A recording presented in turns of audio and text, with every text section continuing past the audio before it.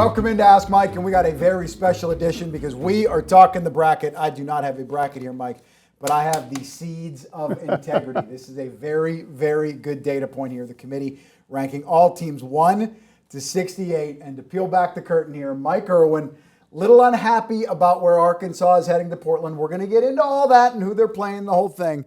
But right off the top here, Mike, the good people out there, they don't understand. They got to know this. Arkansas was really left with no choice. They were the number 16 seed. They're the last pod remaining. That just happened to be Portland. Yeah, and that's what the problem is where they ranked Arkansas in the tournament. Yes. They ranked them below Alabama. That's dumb. I think you could make an argument they should have been a 3 seed. And then it solves a lot of the problems we're talking about. But they made them the last 4 seed, which put them where they are, which I don't agree with. I understand why they did it. I don't agree with it. That is just an appetizer. Mike Irwin got a lot he got to get into. Everybody loves the bracket. Such a great time of year. Going to be talking about all this. And I'm with him. No reason as I look at these seeds here. Why were they ranked behind Nebraska, Alabama, Kansas, and all 3 of those teams getting a more preferential spot than what Arkansas could have gotten, and what a bummer for the fans going 2,000 miles away. So very first question here coming from Just Win, who asked, do you like going to Portland as a 4 seed? I see the good and the bad. Good is playing Hawaii, then Wisconsin. The first 2 games are easier. Bad is Portland on 3 days rest. No respect for our fans and our players, as I was just saying there. What a bummer, man. That's a hard place for our fans to get to. Oh, where do I start? Here we go. Again, let's go back to Alabama. Okay, they go one and done in the tournament, so they're not playing on Saturday, they're not playing on Sunday, and then they get an extra day off. And keep in mind, they lost to the number 15 team in the SEC, not exactly a power opponent. Exactly. So they get almost rewarded for that because they had to go to Tampa. That's much closer for their fans than what Arkansas fans are going to have to do. And it's just, you could make an argument, the committee's saying, we don't care if you go one and done in your conference tournament, just lose. Well, what or if you win it, for that matter. In Arkansas's case, but what I'm saying, it's even worse if you're telling a team, go ahead and lose, who cares? Because that's what happened to Florida. They got beat. It didn't affect them at all. Yeah. And so it didn't affect Alabama. It affected Arkansas. I guess technically if they'd lost somewhere along the line, I don't know how they'd end up worse off. But the point is, You've got 3 days rest with your players. Alabama's players will have 6 days rest, and Arkansas has an injury there. They've got a limited roster. There's a real fear of not just Acuff wearing down, but other players. And then here's something that almost nobody brings up, which I think goes to my theory that the committee doesn't do its homework. I think Darius Acuff, and I think the national media has just started to pick him up in the last 2 or 3 weeks. They really started, like they didn't even know he was there. And credit to Calipari, too. He did a lot to get some attention on his player the last couple of weeks. Well, he should have, because I think he's the most exciting guy in the tournament right now if you watch what he's doing. And there's a storyline there that is unbelievable. And at least in this first round, half the country is going to see him during the day, morning to early afternoon, the other late afternoon. I think he should have been in a primetime game. And the network people would probably agree with me because it's a story. But this is another thing where they didn't do their homework. They probably don't even care about that. So again, there's so many things that I think are wrong with this, but what it starts with is what you said, which is they ranked Arkansas too low to begin with. The last 4 seed, you could make an argument they should have even been a 3 seed, maybe the last 3 seed. At the very least, I think they should have been closer to a 3 than a 5. Yes. They're as we've talked about a lot here the last couple of days, they may have been better off being a 5 because Vanderbilt, who you just beat in the conference championship, where are they playing? Vanderbilt is Oklahoma City. Oklahoma City, and Nebraska is their 4 seed. So for Arkansas, they could be playing right down the road. And Missouri is going to St. Louis. Now that one's a little bit, that's not on purpose though. But yeah, it's still there. Kentucky's going there. Yeah. They all get to be close to where they want to be. And Arkansas is like, I'm just talking to Josh Rugger of our staff, and he's going to drive. He's going to drive to Kansas City, and then, no, I think he's driving to St. Louis. No, Kansas City, driving to Kansas City, then fly it to Portland. Probably with a connection. Because it's $600 each way, so it's $1,200. It's a lot cheaper than trying to fly out of here. So he's willing to do that. And a lot of fans are going to have to do stuff like that. So I don't like it. I don't like any part of it. But look, I've been covering the NCAA tournament for 51 years. I mean, I got here when Eddie Sutton was really starting to take off, and they were going to the tournament. The third year I was here, they went to the Final Four. I've seen this work every single year, the way they do this selection. And here's what I'll tell you. If you could find the right people, if you could go around the country and find ordinary fans who really follow college basketball all over the country, because there are some that do that. Sure. They're not just following their own team, they're looking at everybody. You could find ordinary fans that would do a better job than these people, because they do research as the season goes along. They're tucking that stuff in their brains. And they would understand about Acuff. They would understand what he's doing. I mean, when Arkansas played Alabama, double overtime on the road, you end up tied with them in the conference, so you lose in a tiebreaker. I'm looking at the record too. You got a better record than they do. You went 2 rounds further in the conference tournament than they did. And oh, by the way, you won the conference tournament. Yep. So that is just part of where I'm like, well, how does this make sense? And Tampa would have been a much better draw to Arkansas. I know the committee doesn't care about this. I get that, but hear me out. Them playing on Friday is a big deal. Yeah. They had travel problems getting back to Arkansas last night after playing that game on Sunday. They do nothing today. They're on their way to the West Coast tomorrow. That's right. And, I mean, you got Acuff, who's battling that injury. You've got other guys who maybe, this is the first time they're playing multiple games in 3 days. Now, always before, you played a game, then you had a break. Now, all of a sudden, you're doing this. So this is uncharted territory for a team with a limited roster right now, where Cal's playing a few guys virtually the whole game. Yeah, no Carter Knox, basically down to just 7 guys, unless there's some type of foul trouble right now. And Arkansas could be wearing thin, but they looked fantastic over the weekend. And shout out to Darius Acuff for a remarkable SEC MVP tournament performance. Next question here coming from I Was Right, who says, I'm out west and we'll be watching my Hogs in Portland. That said, I presumed I'd be seeing Idaho or someone. Did Arkansas get 0 props for winning the SEC tourney? We've just debated that. I mean, I think they didn't. Again, I just, if you're going to have this attitude, if you're the committee and you're going to do these things, then let's not have the conference tournaments. But here's an interesting question, because I just asked somebody that's a Hog fan, and I got his answer, and I don't know if many of them would say this, but I said, what if they lose to Hawaii, or what if they lose to High Point? I mean, either or one Wisconsin, whoever. Those could be losses. Would you still be happy with winning the conference tournament? And I said, yes, because it's been 26 years. And that is kind of a big deal. It's kind of an in your neighborhood thing. Okay, the SC, you're guys on the block. I live on a block and there's all these guys, and I just always lose to those guys. Finally, I beat the guys on the block. I'm the big king of the hill on our block. So is that enough? Well, I think initially Arkansas fans would be really disappointed if they're 1 and out or 2 and out, because they really do want to go to the Elite Eight, go better, farther than you did the year before. But I think after 2 or 3 weeks, you know what would happen? Razorback fans would start saying, yeah, but we won the conference tournament. Yeah. Because really the truth is, the way this works, if you win the conference tournament, you get the trophy. You don't get a trophy regular season championship, I don't believe. So Arkansas gets the trophy to put in the trophy case. And they get to hang the banner. Hang the banner. Yeah, and you're right. It's not. There's so much gray area there. You can't pick like, well, I'd rather go to the Final Four and lose in the first round of the conference tournament, but you can't predict the future. No. Getting to the Final Four is just so unbelievably hard. See a point here you made about Alabama getting to Tampa, going to be playing a little bit closer to home. They in some trouble without one of their top players? Yeah, Aiden Holloway, I think he's their second best player. How would you like this to happen to you right before the tournament? The cops it was a drug task force in Tuscaloosa. They raided his apartment. They found a pound of marijuana in there, according to reports. I assume these reports are correct. A pound of marijuana, all kinds of money, and other paraphernalia is what they said.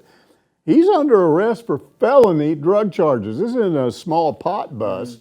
Now, His bond was only $5,000, so I assume he'll be out. But what does that mean? This is going to be interesting.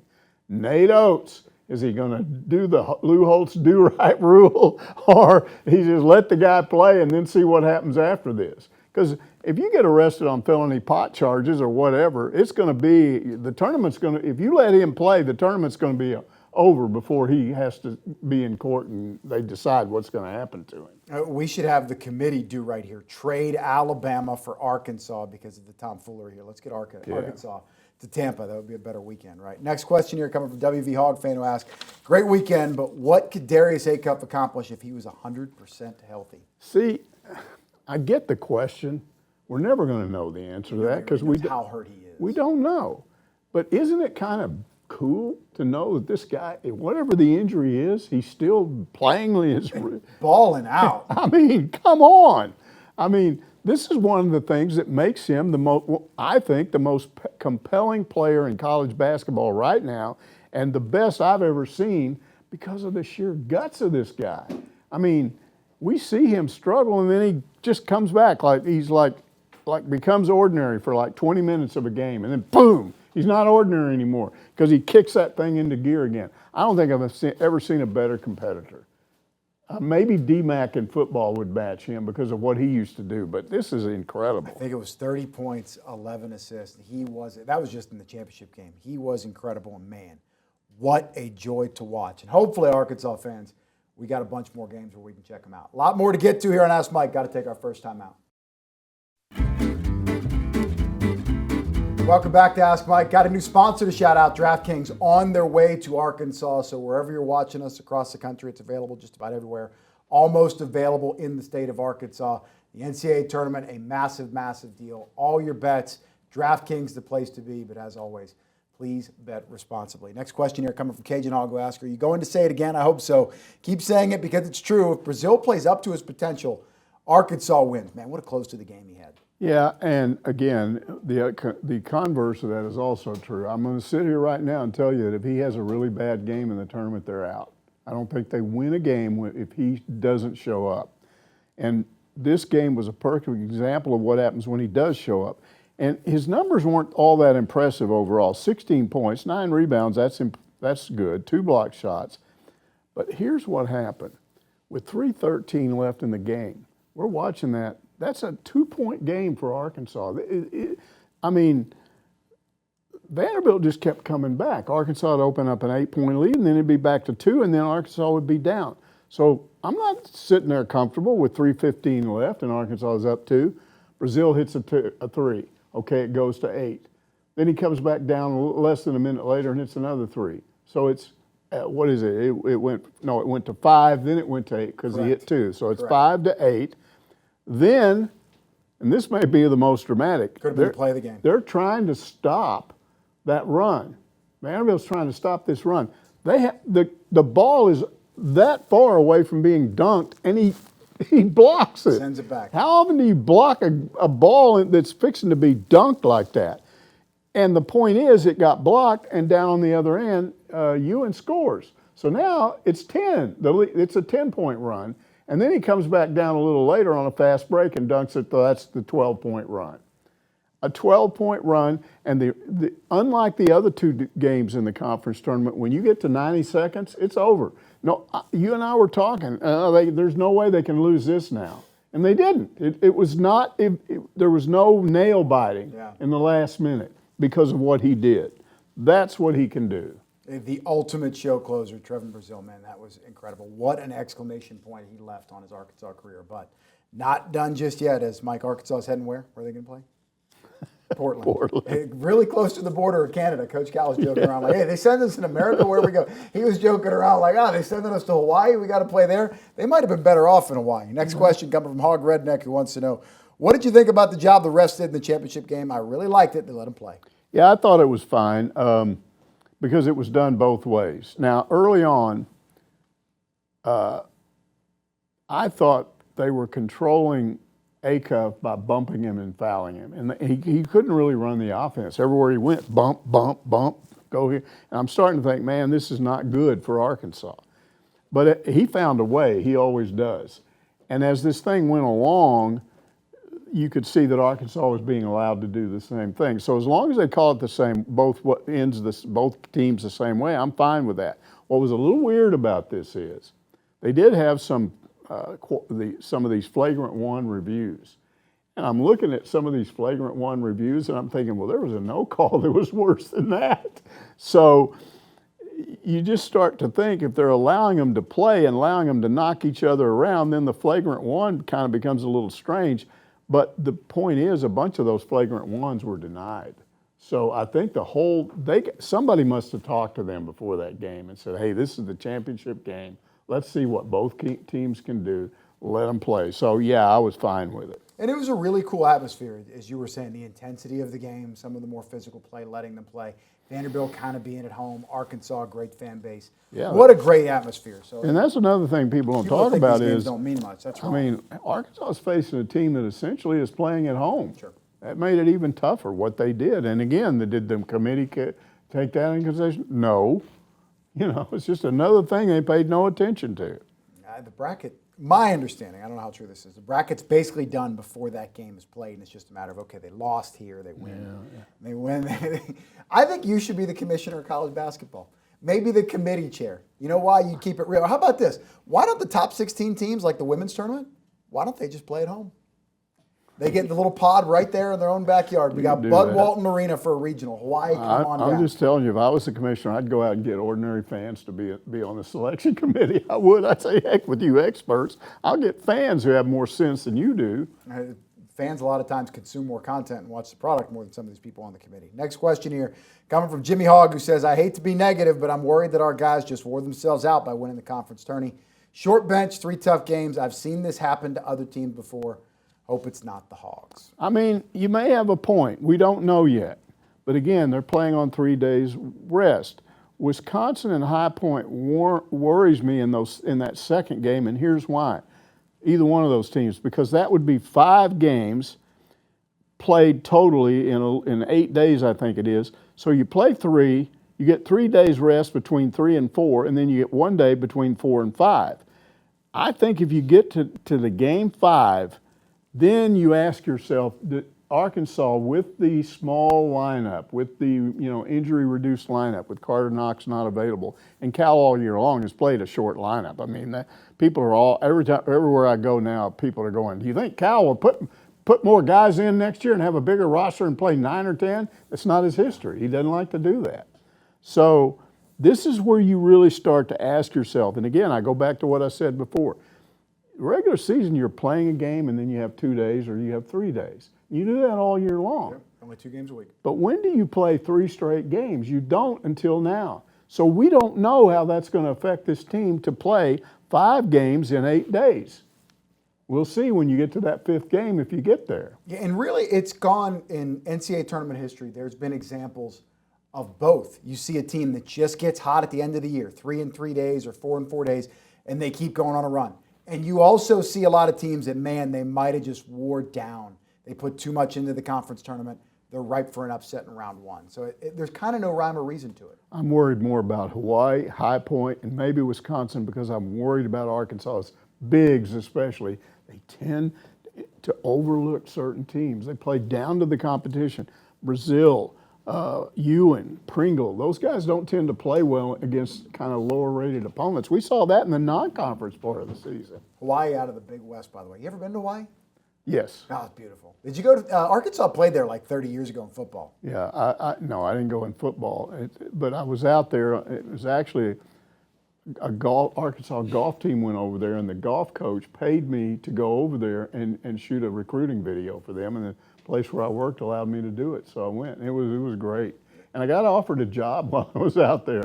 I went into one of these local TV stations to send some stuff back, and they started talking to me and said, hey, and this was back when they were shooting Hawaii 5-0, and the guy said, hey, they're shooting, they need guys for, do you know how to scuba dive? And I said, no. And he said, well, they'll teach you, and you can become an underwater photographer. Mike Irwin? Underwater photographer? I went, nah, I'm not staying here.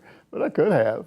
Hawaii, what a cool play. We had Vivo Loy here with call Fayetteville or Northwest Arkansas. coolest maybe thing about being the there- ninth island, the 8 islands out there. Coolest thing about being there was one day I was over by that beach on the backside of Oahu where the Robin Masters estate was in what do you Magnum PI. And they were shooting down there that day, and you could see that red Ferrari down there and all those people and the cameras and everything. It was really cool. I think Hawaii is one of the coolest places in our country.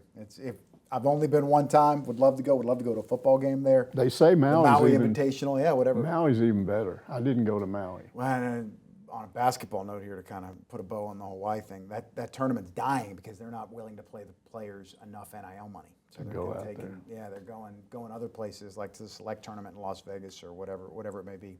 Kentucky Hog, our next question here, chiming in. I'm in Hog Heaven today. There's big blue fans everywhere I go. All they do is look away as I pass them wearing my slobber and hog cap. They didn't want Cal, and now they want him back, but it ain't fixing to happen.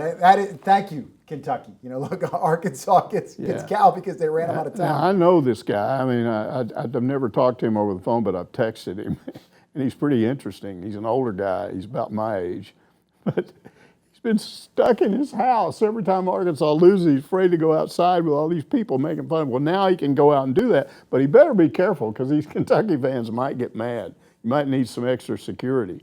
But here's what's been fun to watch. Have you seen the montage of all these college basketball experts? When Cal was hired, they were basically saying, why is he going to Arkansas? That program stinks. He won't win there. What are you talking about? These people had no sense of history. They didn't know about Nolan, apparently. They didn't know about Eddie Sutton, apparently. Arkansas did have some bad years, but Musselman was pretty successful here right before that. I don't know what these guys were talking about, but they didn't look like experts. And you know what? Cal's not bigger than the program. I'm not saying that. Please don't take this out of context. But look at the TV ratings this year. Arkansas is higher than they've ever been before in terms of one of the most watched teams in the country. And who are they ahead of? Kentucky, with a fan base that's as loyal and devoted as anybody else in the country. And that is the John Calipari effect. Yeah, absolutely. Next question coming from Razor Alex 88, who says, let me say a huge thank you to rotten Kentucky fan base that pushed Cal away. Kentucky is in purgatory while the Hogs are flying high. Never cared for an SEC tournament until this weekend. So glad we won the thing. And again, begs the question, if they go one and done or win two, get to the round of 32 and lose, after a couple of weeks, do fans kind of sit around and think, well, we won that conference tournament. We got that trophy. I mean, here's a guy that said, I want that trophy. I like that trophy. He's out in Portland somewhere. Well, and you obviously remember this. Remember Joe Johnson? They went on that run, and what happened in the NCAA tournament? Yeah, that wasn't a very good team, but yeah, it was kind of a one-man team, but yeah, exactly. They lost the first game. But people like winning the conference tournament. And now, 26 years later, we look, oh man, what Joe Johnson was unbelievable in the Georgia Dome, and that was so great that they won the SEC tournament. I mean, there is something to be said, but they can put that tournament in that trophy in Bud Walton now. A lot of those trophies in Bud Walton are all old. They're old trophies. Got to have some new ones, some new stuff, new hardware. It's time, Mike, and they got the guy here new to banners. do it. Got to get new banners. Credit to Calipari, bringing players in to the likes of which really we've never seen at Arkansas before. Darius Acuff, what a remarkable season, probably the greatest ever that we have seen by an Arkansas Razorback basketball player. Got to take a break here on Ask Mike, sponsored by DraftKings. We'll be right back after a timeout. Back again with Mike Irwin, talking more here on Ask Mike, brought to you by DraftKings. Please bet responsibly. DraftKings, your betting home, soon to be in Arkansas and all across the country for all the madness that comes along with March. Next question here coming from Anthony Kirk, who says, 2 of the last 3 games, Malik Thomas has missed a free throw that caused us to go to overtime. He got away with it, but I'm scared it will get in his head and he'll miss one that ends our season. I am officially paranoid. Yeah, I don't know that you're paranoid. You're probably guilty of overthinking, but I do that all the time. And here's what I'll say about that. I have no idea how it will affect Malik Thomas. But if he has to come to the line at the end of one of these NCAA tournament games and making both free throws is the difference between winning and losing or going to overtime, I'm going to be thinking about it because that's what happens. But here's the thing, Trey. There's nothing you can do about it. It'll just happen. It'll present itself. Hopefully he won't have to do that or he won't be in that situation. But yeah, I mean, did you see him right before that first one that he missed? he did a little prayer and then put it up and he missed it. And then he didn't do anything. The second one went right in. And that game against Ole Miss, they tried to give it away at the foul line. That was it, which to me, that was a sign of fatigue, right? Yeah. You get some tired legs. Trevan Brazile, Malik Thomas, I think it was Acuff too, started clanging a couple. Absolutely. And when you're only playing 7 guys, it's only natural that you're going to be a little bit quicker to wear down. Next question here coming from I Hate ESPN. It's a little harsh. You know, ESPN had Cal on the selection show. He did a good job out there. He was yucking it up with those guys. Thomas was shooting a crucial free throw against Ole Miss, and the announcer said he hasn't missed a free throw yet. And, of course, he missed. In overtime, the guy did the same thing to Acuff. Fans know this is an automatic jinx, but it seems like announcers do it anyway. Just to mess with us. Stop it now. This happens everywhere, Mike, not just in Arkansas. I don't think they're doing it to mess with anybody. Look, they're announcers. They got to point stuff like that out. We'll talk about the game, man. And here's what I'll say about this. If you had somebody that had enough time on their hands and they watched 1,000 games that were broadcast, and they were looking specifically for a moment in which an announcer says, he hasn't missed a free throw yet, I will bet you that more often than not, the guy would make the free throw. But because everybody forgets that. But when you say he hasn't missed a free throw and he misses it, then you remember it. And I think that's why we all think that's a jinx. But I don't really think it's a jinx. Yeah, it's just part of the game, right? It has nothing. But you know what I said when he said that? I said, shut up. I remember saying that. That's our natural reaction. Like, why'd you have to go there? It's like talking to a pitcher who's throwing a no-hitter. Stay away from him. Next question coming from Hog Dogger, who asks, can you explain the quad system? I still don't understand what makes a quad 2 or a quad 1. I'm going to take a grab at this. I mean, I'm not real good on this quad stuff, but I think a quad 1 win is when you win at home against a top 30 team in the net. So a quad 1A win would be when you went on the road against a team in the top 30 in the net. But quad 2, quad 3, and quad 4 wins, those are wins against progressively lower ranked teams in the net. Now, here's the important part. If you lose a quad 1 game at home, it still is a negative for you. But if you lose a quad 2 at home, and especially a quad 3, you're in real trouble. So the thing is, you want to win your quad 1 games. Hopefully you can win a quad 1A game, but don't ever lose a quad 2 game because then you're in trouble. You got any problem with a little off the beaten path here? Any problem with Miami of Ohio? 31 wins. I believe they're the first team to ever get in as an at-large without playing a quad 1 team. No, because I think you can emphasize that too much. We'll find out if they belong or not. Every year there's going to be teams that we look back and say they didn't belong, and then there'll be teams, well, why'd you leave this team out? A team that goes to the NIT and wins it, what's the first thing everybody says? They should have been in. Yeah. I don't know if that's true or not, but I don't have a problem with that. And naturally, the same thing happens. Oh, they lost by 20 in round 1. They had no reason to be there. Next question, Hill Country Hog wants to know, how does DVH do this? Mississippi State had better pitching numbers, better hitting. We could have been swept. Instead, we won the series. I hope he coaches 10 more years. Yeah, he did some interesting things in that first game. He shook up the lineup. He put this backup catcher because he was hitting .350 at the time, Carter Rudenbar, put him in game 1, and they put him at first. I guess that's where they figured they could put him. I don't know, maybe they thought nowhere else he belongs. And they moved Robinette over to third. Now, I didn't like that because I think if you've got a guy 6'4" at first baseman, he needs to be at first base. There's an obvious benefit to that. But those two, that move didn't do anything because neither one of those guys made an error and neither one of those guys got a base or got an RBI, so they didn't figure in. But here's the other change that he made. He put Zach Stewart in at DH. He moved Nolan Sousa to second and Cam Kozel to short, and that paid off because Stewart had a hit and 2 RBI and a run scored. Sousa had 2 hits and an RBI and a run scored, and not only did Kozel play really well at short and will probably stay there now, but he had a hit and an RBI.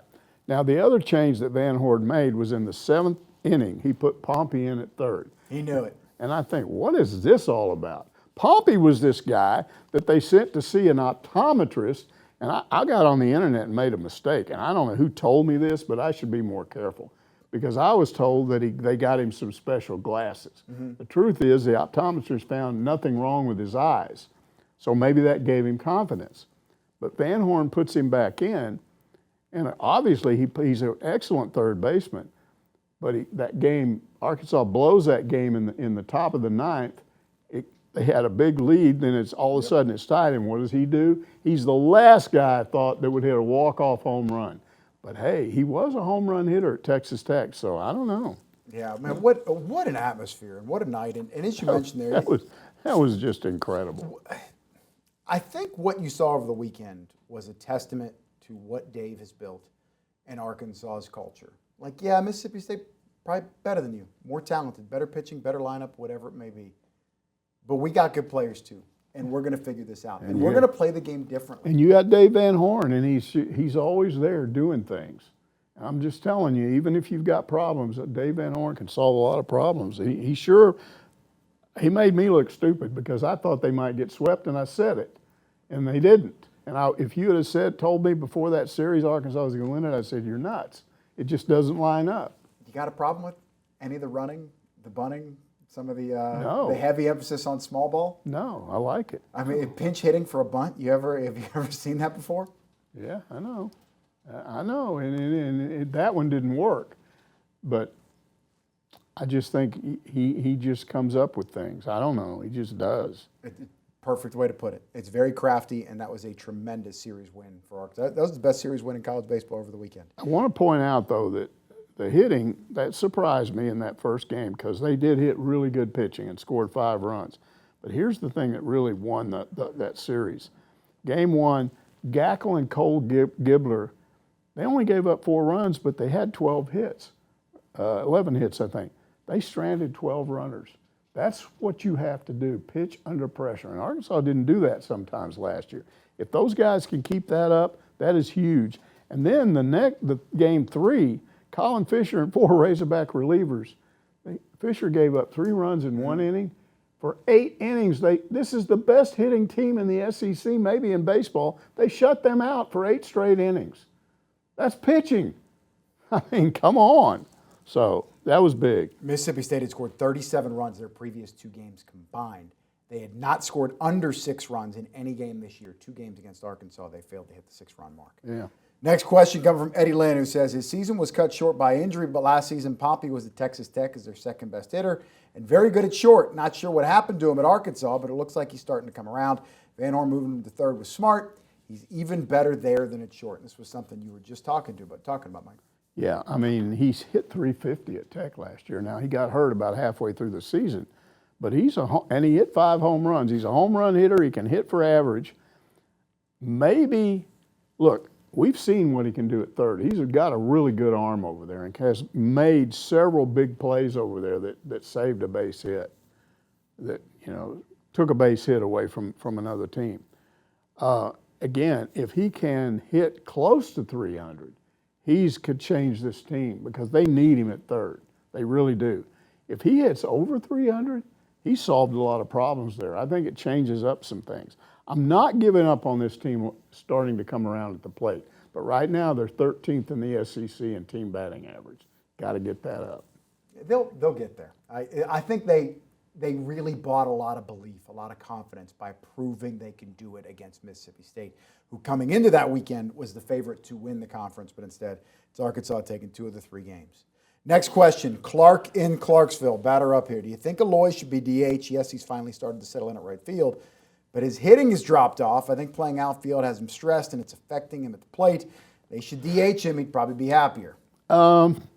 Look, he really did come up with a critical catch out in right field in the last part of the later innings of that win on Sunday.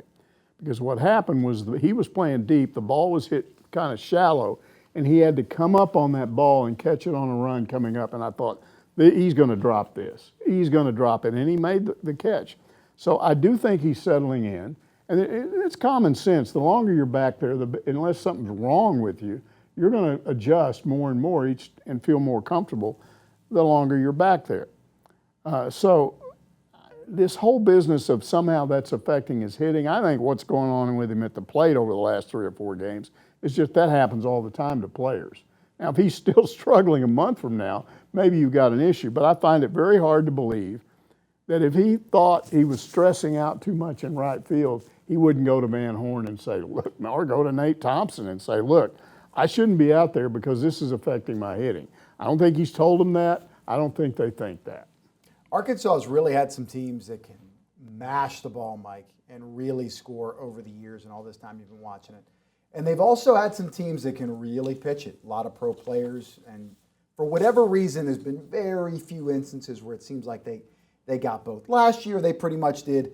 The 2021 team that lost NC State, that was a wagon, really balanced. But in your experience, what do you feel takes a team further? Better pitching or the better offense in the college game? I still think better offense. Some people would tell me no. But I'm trying to remember whether it was 2011, somewhere back there, they ended up with a team ERA of under 2. I'm talking about team ERA. They had some really good pitching. That might have been the team that went to the World Series. Went to the World Series. 2012, I think, yeah. And got to close to the championship game. They lost 2 games and got beat by the other team scoring 2 runs. I was here. It was South Carolina. Ryan Stanek was an excellent pitcher. I think DJ Baxendale might have been on that team. They were loaded up on the mound, but you're right. They just didn't have a lineup that could score. I think they scored. I think their pitching held the opponent, South Carolina, to 2 runs, and they lost. I mean, come on. Yeah. That's good pitching, and it doesn't work if you don't score. You're not going to have an ERA of 0. Well, what if you don't score? Come on, you get beat. Simple answer: just have both. Have good That's offense, right. Have good. How hard could it be? And Mississippi State had that coming into this series. They had a good team ERA, and they were hitting like crazy. So come on. But you know what they didn't have? Dave Van Horn. No, They had the old guy that was at Virginia, and he'd won for years. All right, a little bit more to get to here on Ask Mike, where we're talking Arkansas football coming up here, wrapping up some thoughts on the Arkansas baseball team. More to come here on Ask Mike, brought to you by DraftKings. Back with more of your questions on Ask Mike, brought to you this week by DraftKings. As always, please bet responsibly. Next question coming from Mark Anderson, who asks, what do you think about Arkansas's first practice under Ryan Silverfield? Give me some good news here. I wasn't there because, as you know, we were really busy around here. It was a busy day. I did talk to some media people who were there. Kind of got a little different version from one guy to the next. From the video, it looked like he was very energetic. And I even had one reporter tell me, look, there's a real contrast from not only Sam Pittman, but Brett Bielema, because those 2 guys were pretty heavy and they didn't move around a lot. So he's clearly got a lot of energy. And you would assume that if you're an offensive lineman, a linebacker, wherever, if your head coach is running over there and paying attention to what's going on, you're going to be more impressed and more motivated than if you don't see him very much. So that part of it looked good. Here's the fear that some people have, and they won't talk openly about it. He has all these slogans. Silverfield has all these slogans. You know who else had slogans? Chad Morris. So I think they're just a little bit worried. They want to see what actually happens when these guys start playing. And I don't know if a scrimmage will change their minds. I think they may scrimmage a little bit on Wednesday. They had a press conference today, but they didn't practice. But that's the big issue out there. And if I don't go there, I'm not going to give you an opinion on that because I wasn't there. But as the spring moves along, I'll be willing to talk more about what I think I'm seeing out there. Right lane, hammer down. Is that worse than all in? I like all in. That's a bad, but how about a clock that's just been changed that has no time on it, which basically indicates now is the time. Whatever time it is right now, that's the only time. No other time matters. That's kind of a gimmick. I mean, I understand what you're saying there, but do the players buy into that? If they do, I guess that's good. I've heard Ryan said, like, hey, we got slogans, we got catchphrases. Players don't like it, we'll get rid of it. We'll do something else.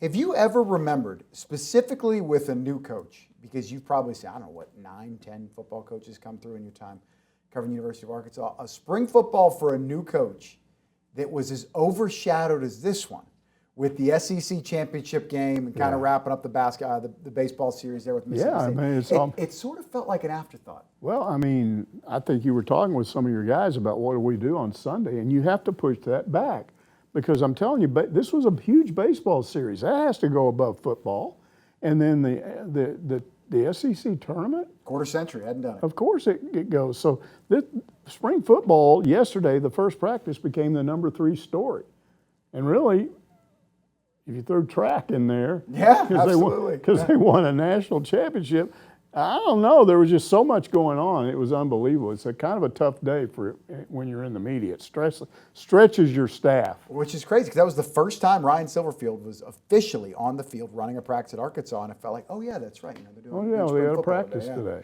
So, hey, but Ryan, we'll get to you, bud. Hang tight.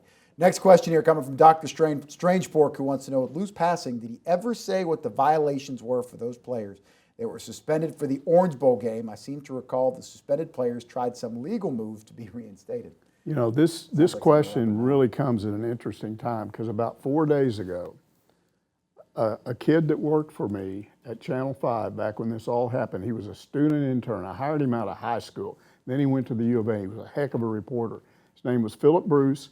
He went on to Channel 7 from here, and then he went to somewhere outside of Washington. He became a news director at some big markets. I think he's retired now. But he was recalling this whole thing. And here's what I remember. I remember that when this first happened, and here's what started it. Somebody notified the campus police that there was a loud noise going on in one of the dorms rooms in the athletic dorm. Cops show up. They said they found these 3 players in a room with a woman, a student, I think she was a student, that was, they described partially clad, or maybe partially unclad. Okay, so then time went by, a day or two, and nothing happened. And what I was told by sources I talked to was the players claimed in their defense, we were just having a party, and we weren't the only ones in there. And she was in there partying with us and having a good time, and there was never intent to do anything else. She just removed something, I don't know what it was. And it wasn't, when she talked to the campus police, said, hey, I was in there on my own free will. I was having fun, nothing else bad happened. And so what could they do? You can't suspend people for that. There's no rule against it. Lou stepped in, this is what I was told.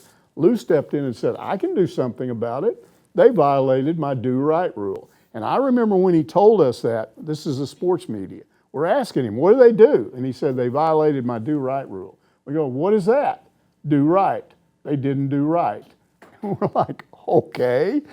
So then what happened was the news side at the newspapers and the other TV stations and at the station where I worked, they decided that we in the sports media were weenies. We knew how to cover sports. We didn't know how to cover a real news story. And the suspicion was that somebody paid this girl off. And we're going to get to the bottom of this. So Lou had to go to a press conference. And this is where Philip came in because he remembered being at that press conference and he's supposed to be a reporter. So he just presses in on Lou when Lou says, they violated my do right rule. He's like, what are you talking about? What do right? And Lou blew up and yelled at him. And I remember at the time, they didn't get anything more out of him than we did, but the news side of it was happy because they said, we made him look guilty because he got mad. So there's something out there. The problem was, to this day, we don't know. Maybe it was as simple as that's all they were doing. They were in there partying a little bit. There was nothing really terrible, but they violated Lou's do right rule. Maybe what he was saying is, I don't want my players in a dorm having a party right before we're practicing for the Orange Bowl, and she's partially undressed. I don't want that. You violated my do right rule. But Philip then emailed me or texted me and he said, you know what's interesting? He did yell at me, and he got mad. But he said, I ran into him 2 years ago, and I reminded him of that, and he said he couldn't have been nicer to me. He said, I couldn't believe it. And I said, I can believe it because Lou never got any sleep when he was coaching. And he was always mean and nasty and unpredictable and on edge, but then you'd see him in the off season and he'd be fine. I can imagine what he was like when he's not coaching at all. Became a totally nice guy. So that's the story.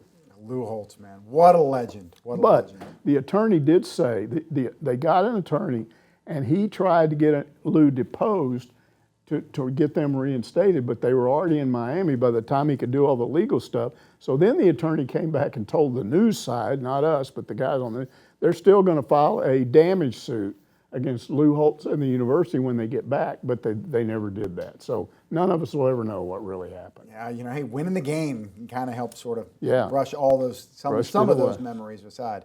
Next question, final question of the week. Mark Anderson says, Arkansas is a new head track coach, and we already have yet another national title. Congrats to Doug Case. Too bad for the Hogs. 43rd natty. Sort of got buried with all that's going on. Shout out to Doug Case here, Mike. Got the best winning percentage at the NCAAs in Arkansas track and field history, even better than the great John McDonald. That's right, so far.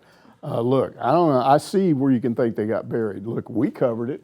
We had a guy over there, covered the event. We had it on Saturday night, and along with an interview with Doug Case. So all that's good. I was told there's about almost 3,000 people in there at Holtz 5, so maybe it should have been more full. But if you consider they had baseball right across the street, a lot of people were trying to watch the basketball game and were at home. That probably had an effect on it.